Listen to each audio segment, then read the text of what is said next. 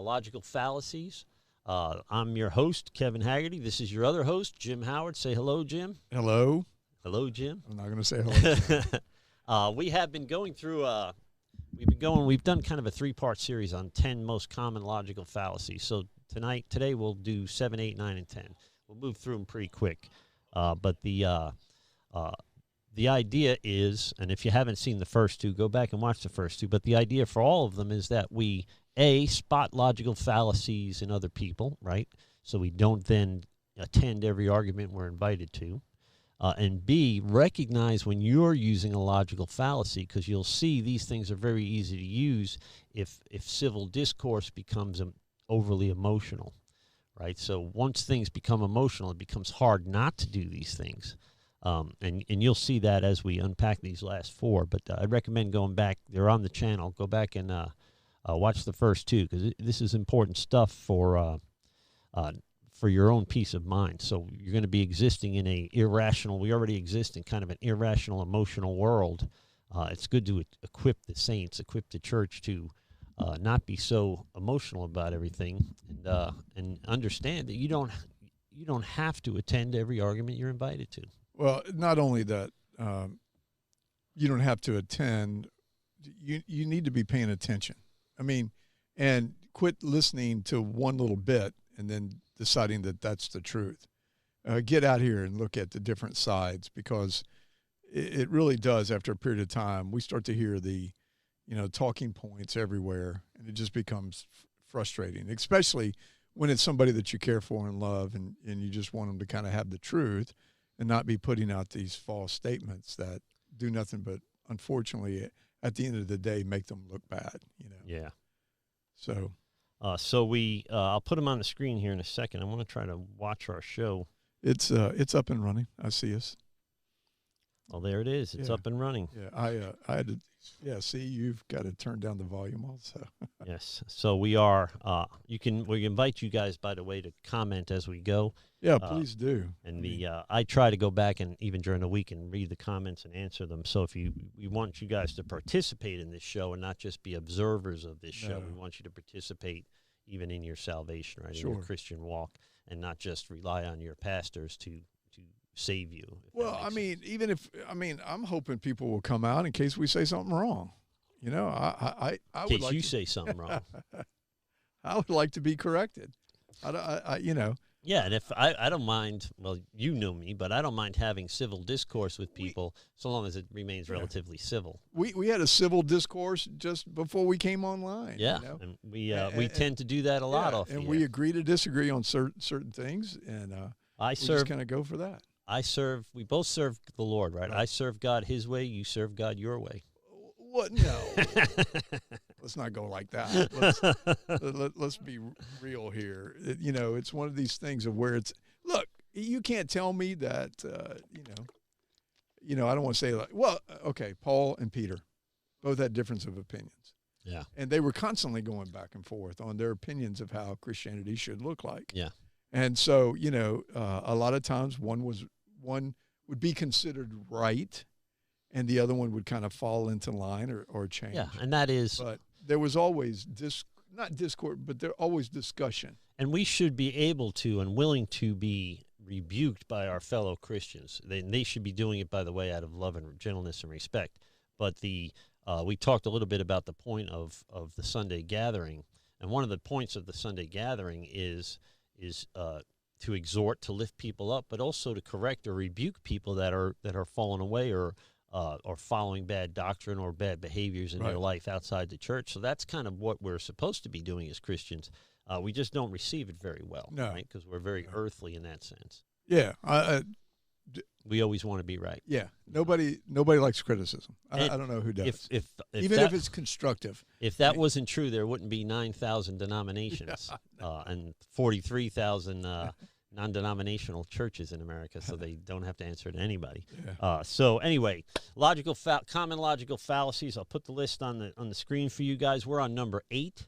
And we're on number 7. I was going to say. And number 7 is false dilemma. This occurs when two choices are presented as the only possible options, when in fact there are other alternatives exist.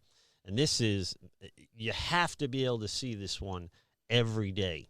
So we can take any issue in politics, any issue in society, and see that it's the left or the right. It's the vax or the non-vax. So and if it's a vax mandate's okay or a vax mandate's not okay. There's nothing down. Yeah, we're both vaccinated, right? But we're both, I think, against the government mandating vaccinations. So there is a third alternative. In fact, I would tell you that the answer or the truth rarely lies in the fringe of the left or the right, but somewhere in between. So you want to know that if somebody says, if I say I believe marriage is between a man and a woman, their pre-programmed response is you're homophobic, you're hateful, you're whatever. Well, that's not true, but they don't know that, right? Because they have been programmed by society to believe that that's true. And the reality is Christians are programmed the same way. Right. Well, here's a good example, and you brought it up. Vax, not vax. The left will have you believe that DeSantis is running around here saying, we're not going to vaccinate anybody. That's not what he says. Yeah. But they'll tell you that. Yeah, that the kids are not allowed to wear masks in school. Yeah. And he's saying they have the option to wear masks. That's the thing. That's the third alternative. That's the true fact. Yeah. He tells you. I don't know how many times he says it. I'll give you another one. Remember when Trump was at these? He would go and be interviewed by somebody, and they would look at him and go, "Well, you didn't put down the Proud Boys." Well, how many times did he put down the Proud Boys? He denounced racism 10 times. I saw a video montage where he denounced white supremacy 10 times, and yet they were still perfectly comfortable, and people were perfectly comfortable receiving the fact that he hadn't renounced white supremacy. It's bizarre. Yeah. It is. And I mean, I think that we see this now that I'm kind of like, we've studied these things. I think these things are more and more that we really have to be careful when we listen to whatever our news is. Because as we used to say in the police department, there's 3 sides to every story. Yeah. There's his side, her side, and somewhere down the middle is the truth. Yeah. And you always had to take a step back to kind of see, open up your eyes. And this is where we talk to y'all, and this is what we're telling you. Please don't believe everything you hear, whether it's on the left or the right. If it sounds too radical, maybe you should be looking for the middle. If it sounds too liberal, once again, the middle.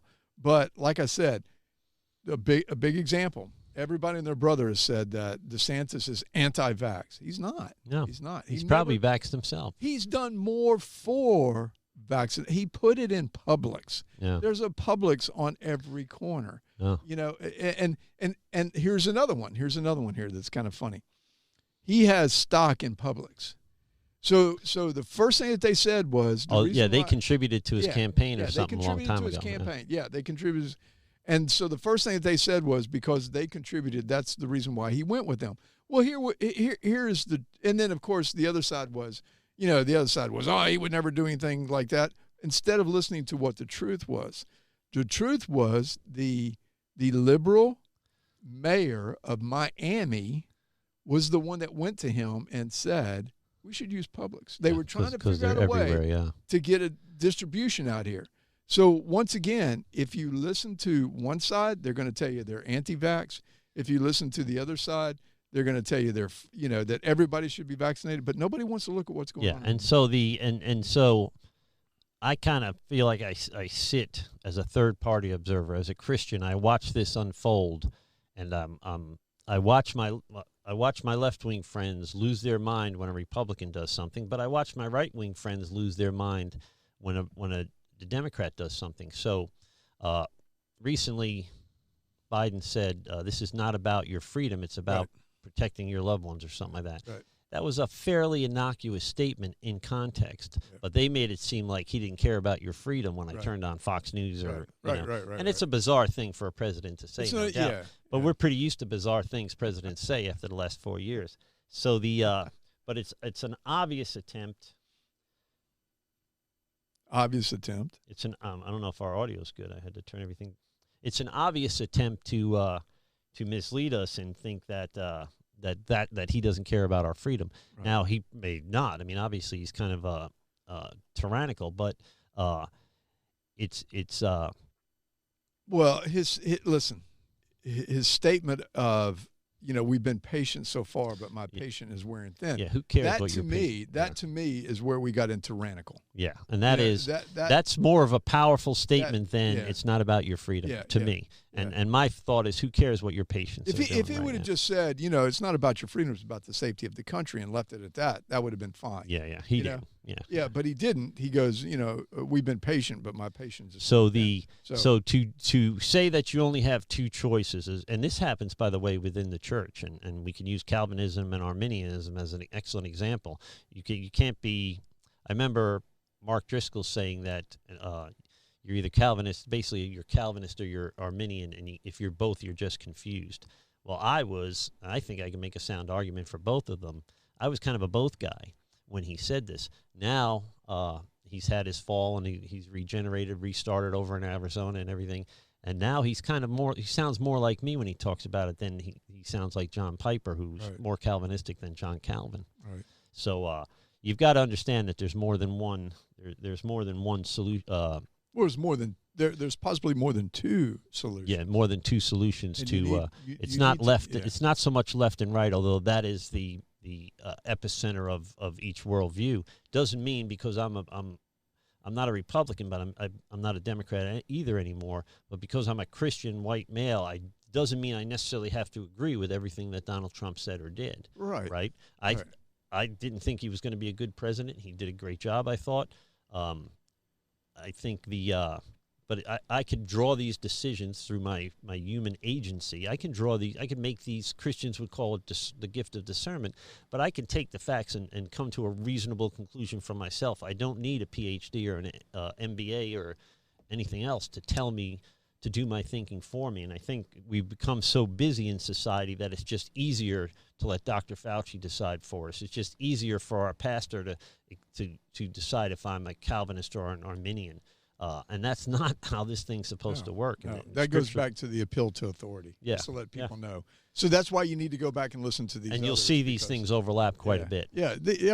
So that's kind of the false dilemma. Understand that just because they're presenting A and B doesn't mean there's not a C, D, E, and F, right? So you through your human agency or your gift of discernment can derive reasonable conclusions, hopefully by yourself.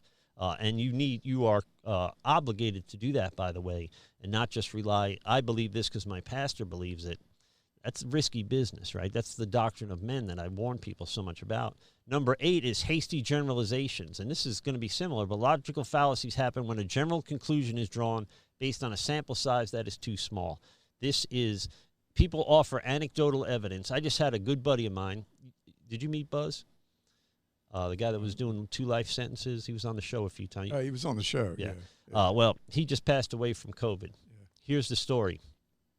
His wife, they're both in their 70s. She got the vaccine, he didn't. They both got COVID. He passed away and she didn't. So that tells me that you should have the vaccine. But that's anecdotal, right? So if you say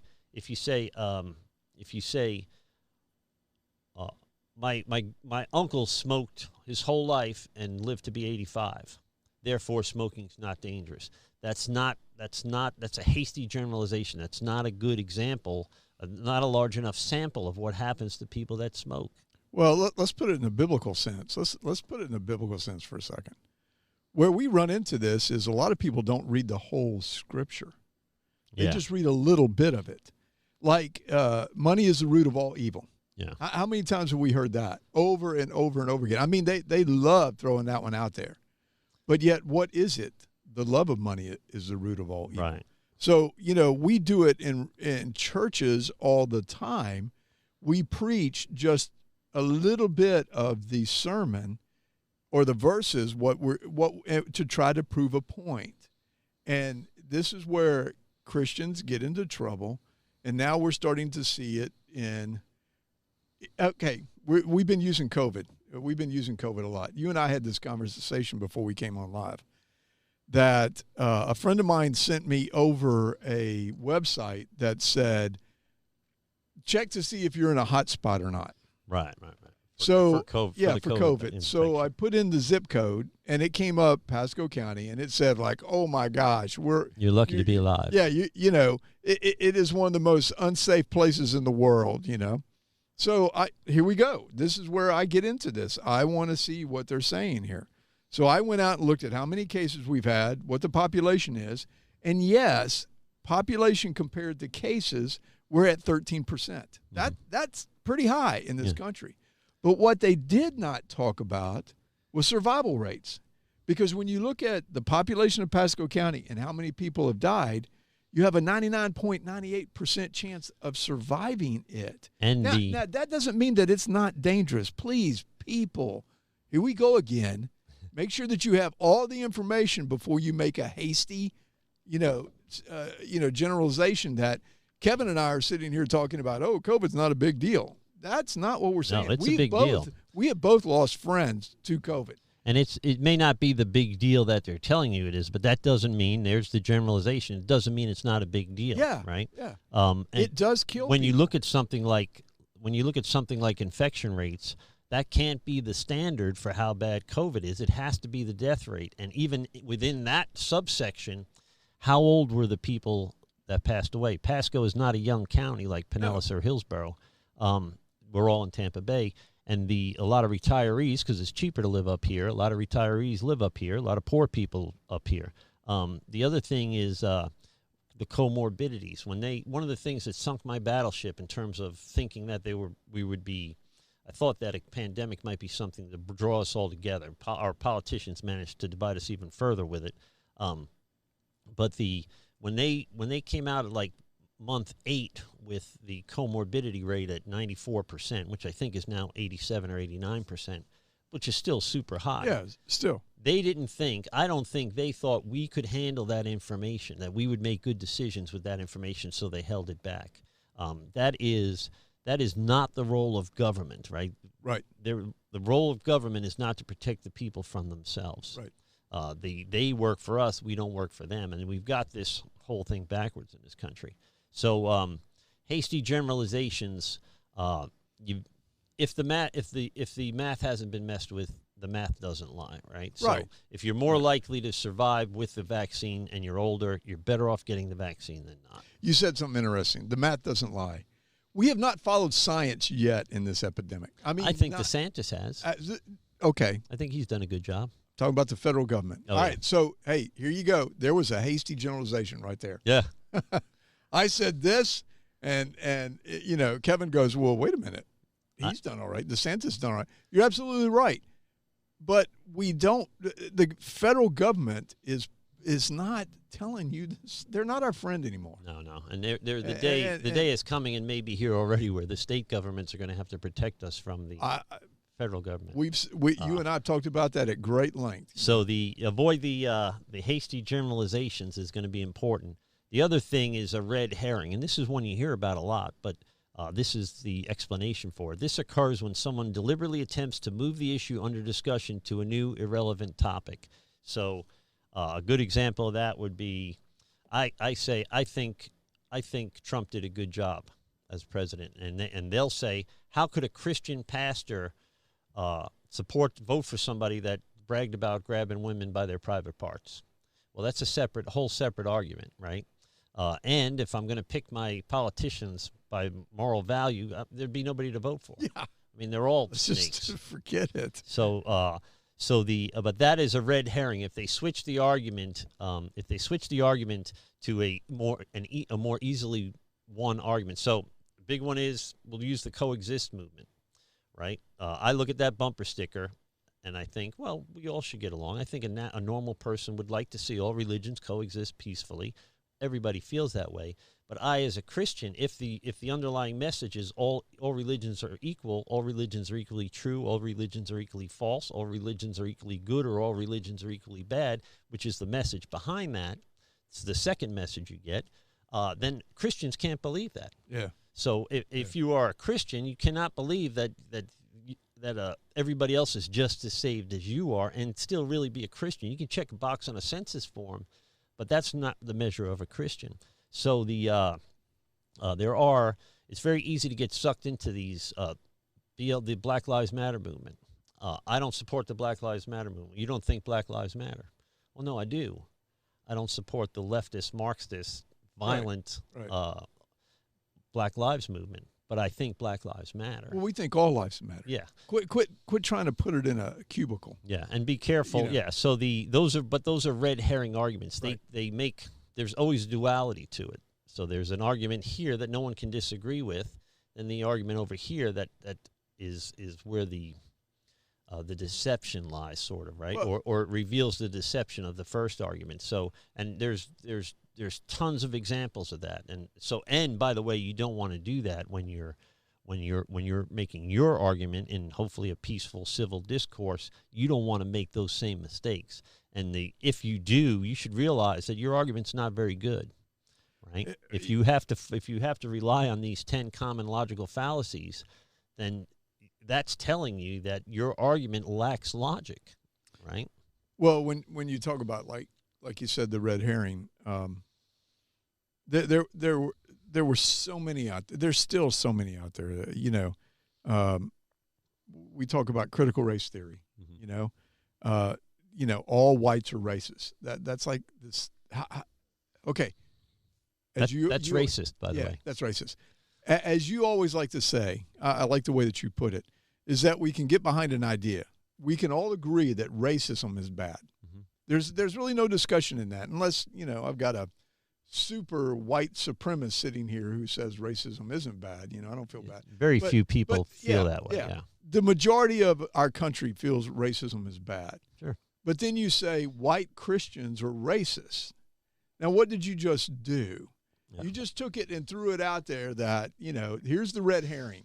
White Christians are racist. Yeah. Because we saw that. We saw that in documentation to Biden. The guy that started the Black Lives Matter movement said that the white Jesus statues and stained glass need to be taken down. Yeah. So here's the thing. Antifa is another example of that. Sure. They use fascist tactics to fight fascism. You can't use racist comments to fight racism. And MLK said darkness is not going to drive out darkness. Only light can do that. And so John 1:5, a light shone in the darkness, and the darkness could not overcome it. Right. And we then as Christians have to always be that light, regardless of how much darkness surrounds us. So many things that we've talked about through, hey, this is 43. I mean, we're moving up. I mean, so many things that we've talked about, we can really see this because the left wants to paint a picture of something different than what should be. Look, okay, here's a red herring for you right now. Biden is running around the country talking about COVID, and yet we're not talking about Afghanistan at all. Yeah. Yeah, we're not talking about the border at all. Yeah. So let's throw this thing out here so that we have everybody talking about it. And yet we have these other issues that are going on that nobody wants to address. Well, I just watched the Ducey guy from Fox at a press conference with Psaki, right? Yeah. If that's how you say your name. Anyway, he said, how do you justify or rationalize masking children and having a mandate for American citizens, but you don't require the vaccination for immigrants sneaking into the country? Right. And she said that's true, and went on to the next question. She didn't even try to answer the question. So when you hear that, you should be thinking to yourself, there's a reason she can't answer that question, right? And here's something I don't understand. If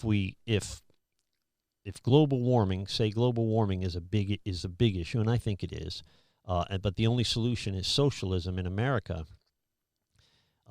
Between China and India make up 51% roughly of the carbon footprint of the world. If we're dead in 12 years, and now there's probably only 10 of those years left, why are we not invading India and China and stopping them from this carbon emissions if we're going to die anyway? So if they really believed we were going to die from this, they would sanctions. They would force everything on the world, but they don't. So look, we had the Olympics over there, and the air quality was so bad that it was just you truly had to wear a mask, but it wasn't because of COVID, but because of the pollution air quality, the pollution. It's very big even before COVID for Yeah. Chinese Yeah. people to wear masks. Yeah. You'll Well, see them in cities like New York. You'll see people with masks even 10 years ago, and you're like, that's weird. Yeah. But they're now so used to wearing masks. They come to America for a visitor or immigrate here, and they wear a mask. So watch the red herring argument, right? Right. And that is a very common one. Don't pay attention to what's going on over here. Pay attention to what's going on. And if you see it in somebody else, you have to decide if you even want to have this conversation. Right. So I learned at some point not to argue down, right? If you can't challenge me with your arguments, I'm not talking to you because I want to leave the argument smarter, not dumber when I'm done, right? So I see it in educated, well-meaning people that I'm friends with from my childhood in New York that do this very same thing. So they'll off-topic rant about Trump, but it doesn't even have anything to do with the post they're upset about. Yeah. Right. I mean, what is going on right? Well, I mean, everything's Trump's fault. Yeah. Come on. We'll be blaming him for everything. Well, get used to that. That's Yeah. very true. He's going to be part of every even local election. He's the boogeyman. You know, I could, and I'm joking here, folks. Please don't be sending us cards and letters and hate us. Hey, I spelled logical fallacy wrong. Oh well, and it's right there for you. So, but I'll fix it while you talk. Okay, but I mean, you know, eventually Trump's going to be the boogeyman, to where the liberal parents will be laying their kid down at nighttime saying, "Listen, if you're not good, Trump's going to come and visit you." You know? I mean, that's what I see happening because he is the reason for everything. I mean, he is. They continuously blame everybody on these things, or him on these things, because then it takes away from their fallacies. So look at the people that receive this message or reject this message. They do it out of a strange convenience. I say don't turn over your God-given gift of discernment, or biologically speaking, your human agency, simply out of convenience. And I understand in this day and age with two parents working and people working more for the same amount of money, certainly inflation becoming an issue now. The wage gap is a problem. The wage gap between the 1% and everybody else, not between men and women and all that. I don't think that's statistically provable. But we are in a position where we have to hustle more, and therefore we rely on folks we rely on our friends, our doctors, our politicians, our teachers and professors to make these decisions for us, because it's like going through the McDonald's drive-through. It's just easier that way, right? But there is a price to pay for that. So don't just turn over this human agency out of convenience. And even though I recognize, and I have that hectic life, my whole life I've had that, right? That doesn't make it okay to not exercise your gift of discernment. Make these decisions for yourself. I'm just going to throw one more out here, where he's out here talking about how bad COVID is, and we're coming after you, or we're going to do this. The government's going to step in, all these things like this. The whole time, just what you just said, the economy's killing me. Yeah. When I saw gas go to $3.09 a gallon, we've lost our mind. Milk's like $3.99 now. Yeah, and nobody's talking about that. Nobody's talking about the real issues. You know two things that aren't in the inflation index? Groceries and gas. Yeah, and those are two, for me, somebody that does make a lot of money. Those are two big parts of my monthly budget. Yeah, the Democrats used to say, the Republicans are going to make it to where you have to make a choice between your vitamins or food, or your medicine or food. Yeah. That was that red herring there. And it was like, but they don't want to talk about it now. I have to make a decision. Where am I going to cut my cost of living down, because I can't afford the things that are going up right now. Yeah. So those are the first 9, and they're all important. And like I keep saying, you need to recognize this in the other person, but don't think you're not making these mistakes yourself. Right. So you want to recognize it in yourself, and if you're in that environment, there's no sense talking, because you're only doing damage, right? Yeah, well, you're not accomplishing anything. Yeah, and you can make things worse. Yeah, right? So you could go really south. Raise the aminus, I forget what the word is. You upset the people to the point where now they're more angry. You've created division rather than lessened the division. The other thing, number 10, and this is an interesting one, is appeal to tradition. And this is one that could blow up in the face of conservatives or Christians, for that matter. Sure. And I'm a church tradition guy, by the way. It's one of the ways I make my decisions theologically as a Wesleyan. When you claim that something must be good or true because it has been practiced for a long time, or it's traditional. So that is the 10th one, and it can be a mistake. Now, I'm a traditionalist, right? So I make the argument that we need to go back to a different time in America, right, where the families were still together, people still attended churches, mom didn't have to work. I tell that to my left-wing friends up in New York, and they tell me, you want to go back to Jim Crow laws. Well, we can go back without having Jim Crow laws. We can have family values and no abortions, and both mother and father raising the children in a singular home. Without we don't have to go back to slavery. We don't have to fight we don't have to go to war with England. We don't have to go all the way back. That's a straw dog. That's a red herring.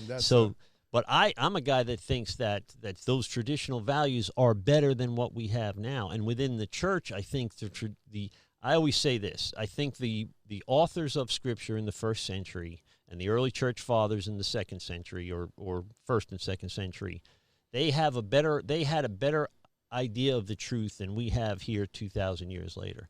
So it's more likely that they were right back then than we are right now. So one of the things that I consider, the main thing I consider, of course, is Scripture, but one of the things I consider is church tradition. Anything that goes too far from church tradition, to me, is a red flag. And my argument is with theologians and non-theologians. Do you think that the apostles and the apostolic fathers had it wrong because they were closer to the event?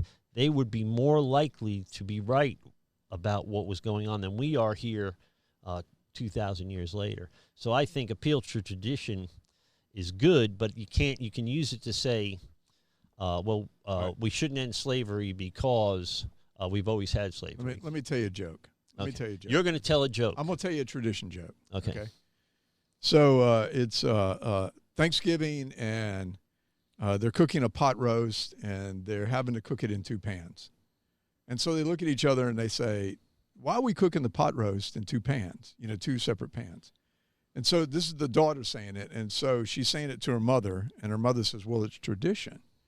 And and the daughter says, well, why is it tradition? She said, well, my mother always did it, So they go to grandmother, and they said, grandmother, why are we cooking the pot roast in 2 pans, And grandmother says, well, it's tradition.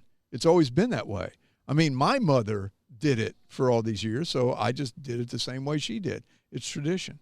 So they go to great-grandmother and say, great-grandmother, why do you cook these pot roasts in 2 pans instead of 1? I don't understand this. And grandmother looks at them and goes, because back in my days, the ovens were smaller, so I could not cook a whole pot roast for the family, the family feast and things like that. I had to do 2 separate pans. So now, when we say things like that, it's tradition. It's kind of like what you're talking about. Look, we used to walk to school. We ride buses now. I mean, tradition back then had a lot of different meanings. But the point of my story is, the Bible, though, as Christians, aren't we supposed to look at it as God's breathed on word? I mean, isn't it infallible? Isn't it what we base all of our beliefs on? I don't know of I don't know of any religion, except religions that have popped up now. You were talking about different versions and stuff like that start to get away from what the Bible teachings are. Mm-hmm. They would rather compare their mindset or their beliefs to the Bible instead of making the Bible comparing the back. They sweeten it to make it more digestible for non-believers, but that is antithetical to the gospel itself and to being a real Christian. So the example I always use is everybody knows John 3:16, right? It's a refrigerator magnet. It's a calendar. It's a coffee football, cup. It's in the football end zone. We love to talk about God so loved the world. In 17 and 18, he talks about the world. I'm not here to condemn the world. It's already condemned. I'm here to save some of it, So well, he also says those that don't believe it, don't love me, are condemned. yeah. Yeah. So we have to be very careful to getting away from church tradition is where cults come from. Yeah. That is where the idea of selectively, and the American church does this now. We're very selective on what scriptures we talk about and what topics we talk about, because at the end of the day, we're not serving God. We're serving a church organization. We're putting butts in the seats. We're filling the coffers. We're doing an extension. We got a jungle gym for the kids now. None of those things. While all of those things are good things, none of them are good enough things to compromise on the gospel message.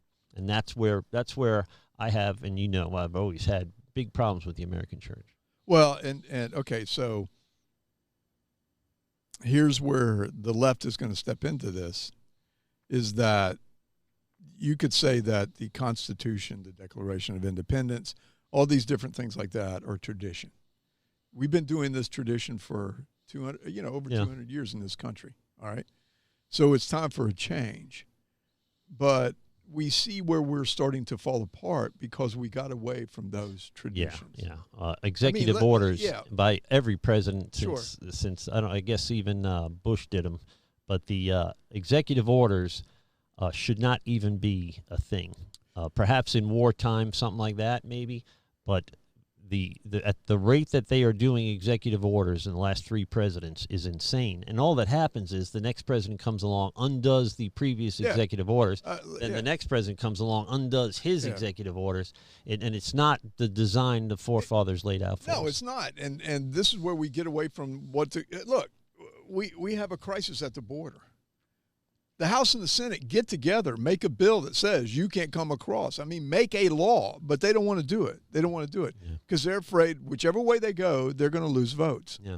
So I mean, it's career politicians. It's career politicians. You shouldn't be. There's a difference between a rich person that goes into politics and a poor person that goes into politics and becomes rich. Yeah. Right? How did you become a multimillionaire as a congressman or even the president? The president makes what, $400,000 a year? Yeah. And how in the world do you have $40 million at the end of your 8 years or 4 years or whatever it is? We've really got to begin. I think it's foreign aid is just international money laundering. So anyway, I think tradition can be a good thing. I think as Christians, if somebody were to ask me that, I would say it's important that you don't stray too far from church tradition. Does that mean that everything from America's past is good? No. But it also doesn't mean that that we're doing any better now. I think as Christians we have to realize that the things are just spinning out of control, by the way, by God's design. Yeah. God's not shocked when he turns on CNN. No. He didn't wake up the day after the election and go, Joe Biden won? What? Yeah. What was that? So this is all at the end of the day. You can find peace in the idea that these things are all God's will unfolding, right? So we have the 10 things. We've gone through all of them. We'll go through real quick the list again so people who didn't watch the other 2 episodes can kind of get it. Ad hominem arguments is just to attack the person rather than the argument. It's an obvious one. We talked about 2 weeks ago, we talked about how Trump didn't even bother arguing the point. He went straight to arguing the person. Well, with all his nicknames for Crooked Hillary and Sleep. What do you call Jeb Bush? Boring Jeb or something? Boring Jeb, yeah. So he didn't even bother switching to an ad hominem argument. He started with one. Yeah. You caught me today saying one. You caught me today. I said if people want to push a certain political thing that we know is false, you want to look at them and call them morons. Instead of arguing over it. Right. So that goes straight to the ad hominem thing. That might not be a way of doing it. And I go, okay, you're misled. I mean, what is it that we want to say? You have to rebuke them. You have to correct them, but you don't have to, tell them, drop a mama joke on them. Straw man arguments is when someone attacks a distorted version of, this is kind of, you make up a boogeyman, then you fight the boogeyman. Yeah. Right. Let's look at what happened with Trump. Collusion, all these things like this with the Russians. Yeah, and turned out not to be pro true. Quo. I mean, these were things they couldn't go after the man straight on, So they had to create these straw man right. attacks to go against him. And his numbers, if the math doesn't lie, his numbers were good during his presidency. Yeah. Everybody was working. Everybody's income was going up. Yeah. I mean, let's list what was going on. The economy was down. You know, our growth tripled. Everybody was working. Gas was $2 a gallon. Oh man, $1.78 a gallon. Yeah. Everybody was working. And now we have the exact opposite, but we also had a pandemic. Yeah, we cannot continue to place it on the pandemic. No, and we can't just continue to print. That's money, a straw man right there. And that is that's a very real thing. But I think the beauty of America is that we have 50 states that we can do experiments with. So if California and New York want to do socialism, that's fine. And Texas and Florida does conservatism, that's fine. And the other states might do a mix of both. We have the opportunity to do 50 social experiments and really figure out what the best combination is. Here's my thought. You want to talk crazy? I say we give the power back to the states. We pay state tax and not federal tax, and the states then pay the federal government a percentage. Yeah. And here's the thing. Now, the guy who holds the purse strings has the power. The states would then have the power of the federal government. What the federal government does now is you'll teach this in your school or we won't give you federal money. Well, the states can do the same. For politics now. I mean, I like that. I mean, when are we going to get this done? People ask me that, but you know how much dirt's in my past? You can uncover dirt on me with a toothpick, bro. So what? So you don't have to just say, deep. hey, this person said this, and you go, yep, you're right. So next question. Yeah. You know, what are we doing there? We're doing a straw man, you know, or we're doing ad hominem. You know, we're talking. Maybe someday I'll be congressman like AOC. Yeah. So let's not go there. We can talk about the Metropolitan Museum of Art event. Oh gosh, that was funny. That was funny. Appeal to authority. Let's just keep going. The irony of it is they're hanging around with the richest people in the world talking about how evil capitalism is. $30,000 a ticket. And you're seeing the workers, the people that are working in the background, having to wear masks and serving these people with drinks and food. And they don't have a mask on. And they don't have a mask on. Yeah. And this is why people don't. Bourgeoisie here, you know. Let them eat cake, Marie Antoinette. Yeah. So the other one would be appeal to authority, and that's a common one, that the PhD, his opinion should mean more to you, and maybe so to some degree. You should consider the source, certainly, but it doesn't mean that somebody with an associate's degree, or even a GED for that matter, can't intelligently speak into a topic. Appeal to authority is being used now where I couldn't, as a Christian, speak into Jewish issues. I couldn't, as a man, speak into women's issues. I got one better than this. I think they're using that argument to divide us. The school boards, come on, they act like they know what's better for our children. Yeah, to the point where they'll keep it a secret from the parents. Yeah, it won't tell the secret. Yeah, it won't tell the parents because they, hey, you can't watch your kid when he's doing, school at home on the computer. You can't watch because we don't want you to know what's happening. So, like I said, we know what's better than you do, The other argument would be a slippery slope argument, number 4, taking an argument from the first sensible premise to an undesirable extreme conclusion by a number of hastily connected steps. Right. And that's not unlike the hasty generalization, right? Yeah. So to say that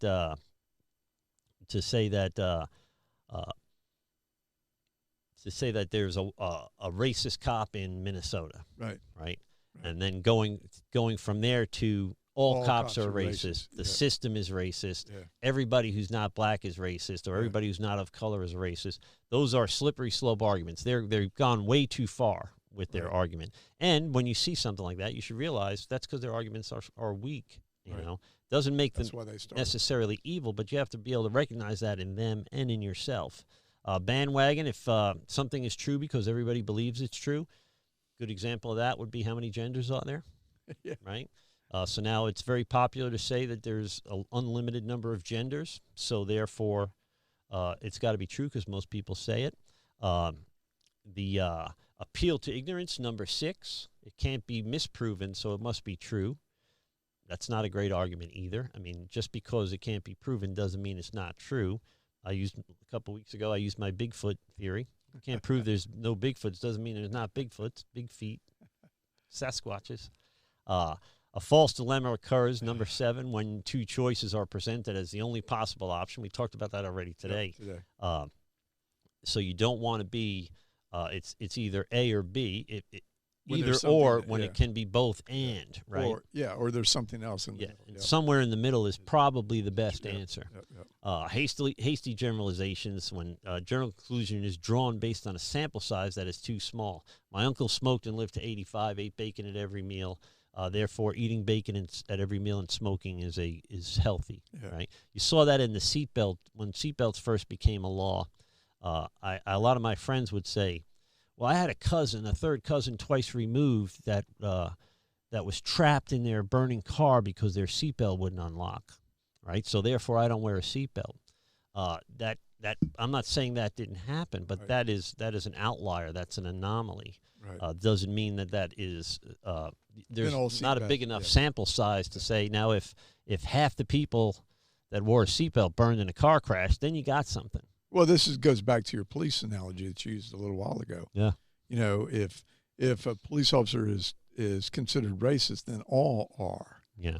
So it's a hasty Or generation. he's even doesn't have to be that. He can be 80% of his arrests are for minorities. Yeah.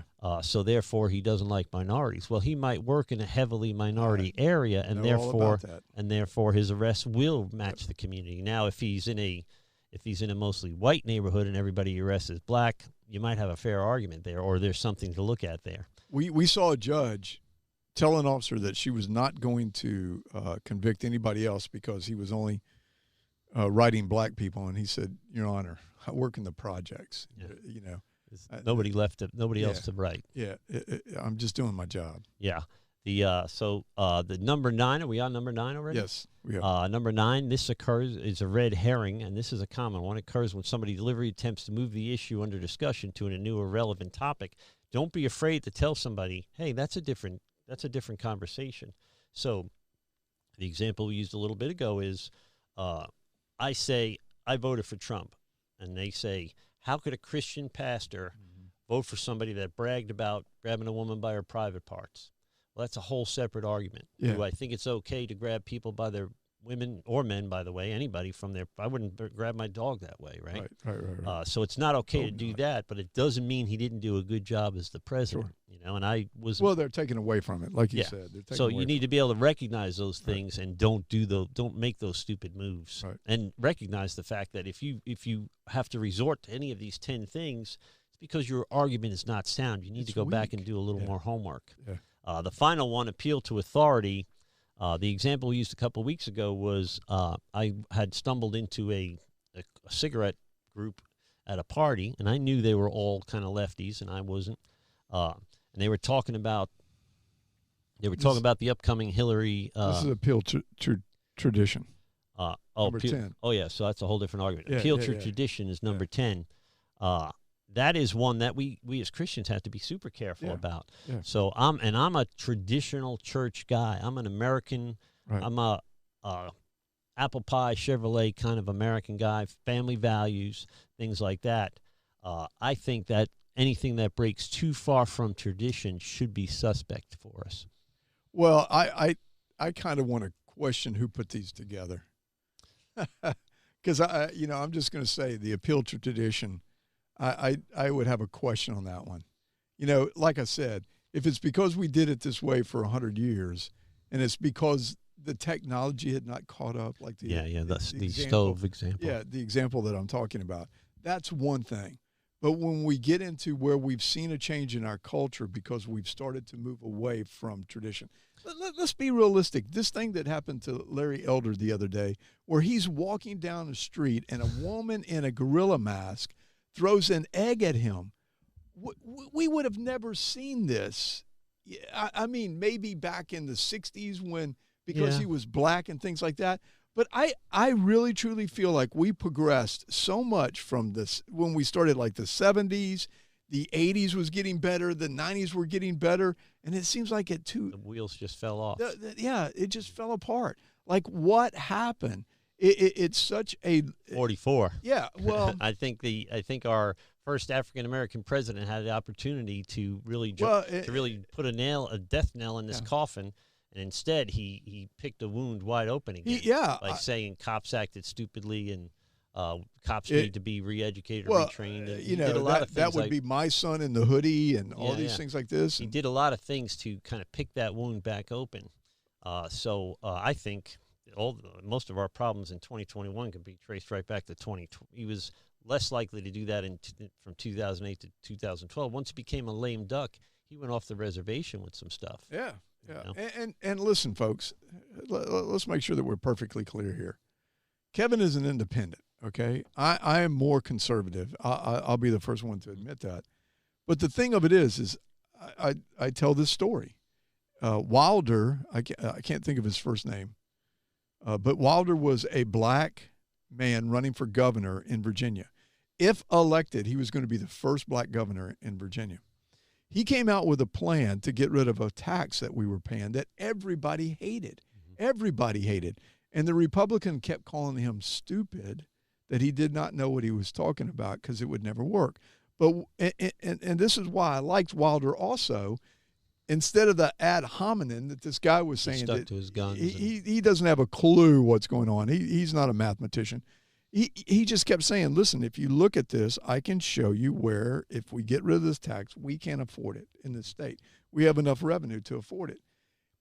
I voted for him. Now, I'm a registered Republican, but I voted because of his stance on, you know, this one tax. And balancing budgets and stuff. Yeah, and balancing budgets. Now, let me say something. And I'm going to say my opinion might have changed if he was pro-choice. Yeah. You know, I might have had a hard time on pulling that lever on that one. And that's the things that we talk about. If you're pro-life, I'm going to vote for you. More likely to vote for you. So likely, I think we have to be careful not to be single issue voters. I agree. Right? I agree. Just because a presidential candidate is particularly accommodating to Christianity doesn't mean I'm necessarily going to vote for him if he's not also tough on crime or balancing budgets and stuff like that. So or a war hawk that says we're going to go out and attack all these countries. So he's not pro-life. We have to be very careful not to. We have to be very careful not to vote on a single issue. Right? Sure, but this guy during that time frame, that single issue was hitting me in the pocketbook. And I was all for it. You know, get rid of it. And like you said, today we need to make sure that we're looking down the list of what is. Well, here's an interesting thing. I took the Pfizer vaccine, right? Right. I get the second dose the other day. Yesterday I'm watching, I don't know what I'm watching, but they're talking about the vaccine was derived from aborted fetal tissue. And I think I heard that before, but I wasn't sure if it was true, and I never really followed through with it.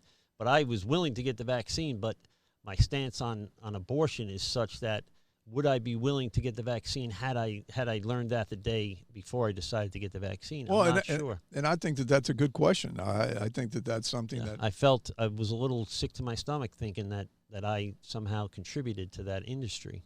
But I think a lot of our vaccines are derived from that now.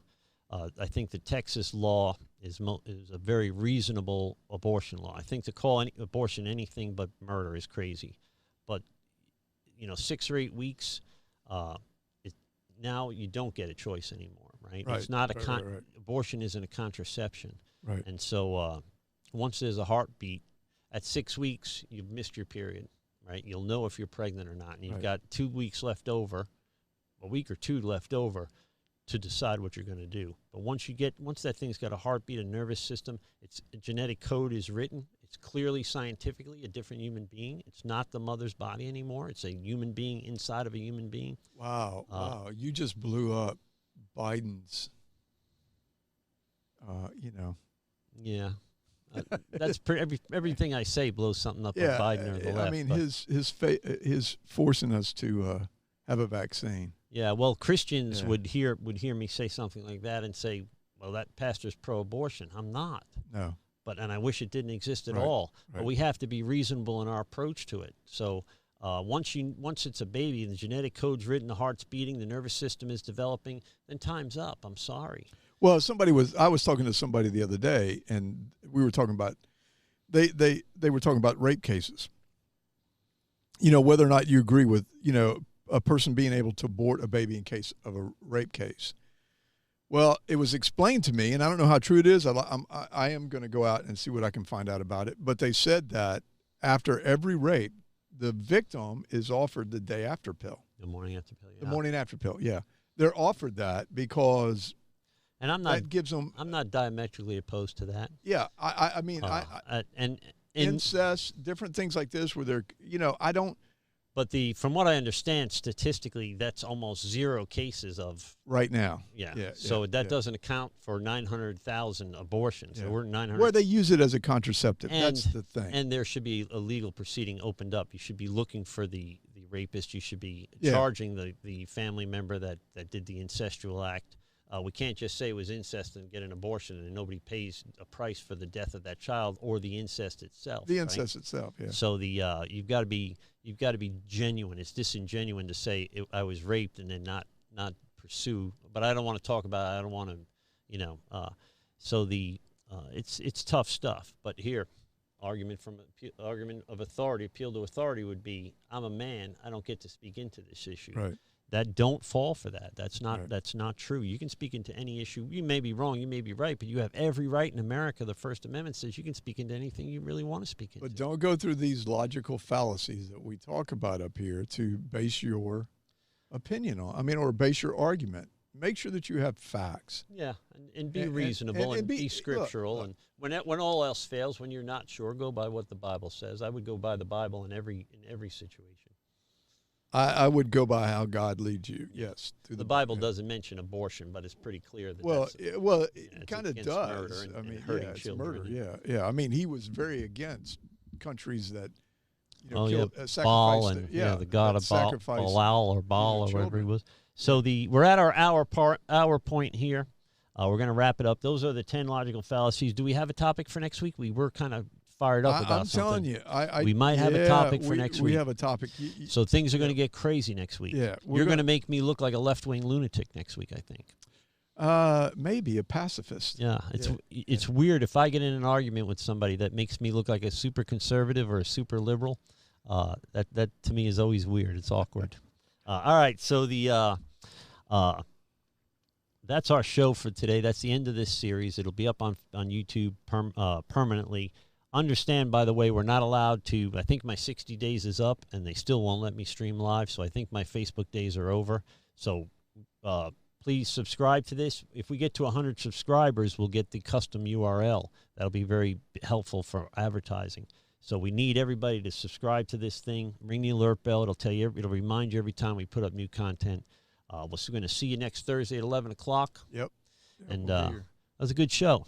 I didn't. My heart wasn't in it this morning, but I think it went well. I know you do because you're the brainiac on these. No, I was kind of groggy this morning. I wasn't feeling it. I'm kind of in the weeds guy. So you actually do research, which makes you certainly more reliable than me. Makes me more dangerous. Yeah. So you actually prepare for our shows where I pour coffee. That's my preparation. I go to the bathroom and pour coffee. Okay. All right. I turn on the lights and the air condition. Yeah, you do. So that's preparing. You got the cameras. Hey, we got a whole studio. I'm telling you right now, if it weren't for you, I'd be doing Facebook Live still, or Zoom at home. I wouldn't be doing something this sophisticated to where we're going back and forth of what's on the screen. We have camera angles. We can switch screens. Man, so I'm telling you, beautiful GodLogic Studios. I have an idea for GodLogic. Maybe we'll announce that next week. If I'll work on it this week. Okay. But I think the Wednesday night at 7 o'clock GodLogic, which I haven't been doing for a few months. I think I have a new format for it, so I'm going to go a different way.